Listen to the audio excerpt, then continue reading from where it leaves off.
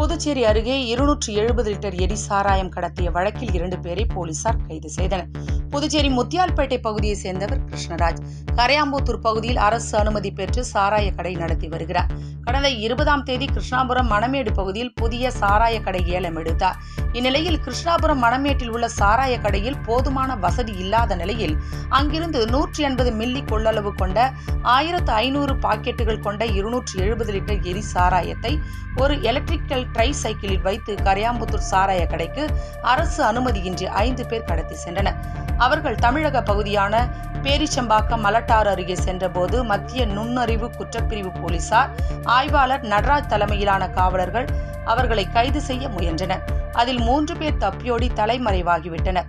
மணமேட்டை சேர்ந்த சக்கரவர்த்தி மகன் சாரதி, அதே பகுதியை சேர்ந்த பரந்தாமன் மகன் பாலச்சந்திரன் ஆகிய இருவரையும் ஆய்வாளர் நடராஜன் தலைமையிலான காவலர் கைது செய்து 270 லிட்டர் எரிசாராய பாக்கெட்டுகள் மற்றும் கடத்தலுக்கு பயன்படுத்திய வாகனத்தை பறிமுதல் செய்து கண்டமங்கலம் போலீசில் ஒப்படைத்தனர். இதுகுறித்து கண்டமங்கலம் ஆய்வாளர் பாண்டியன் வழக்கு பதிவு செய்து இருவரையும் விழுப்புரம் நீதிமன்றத்தில் ஆஜர்படுத்தி சிறையில் அடைத்தனர்.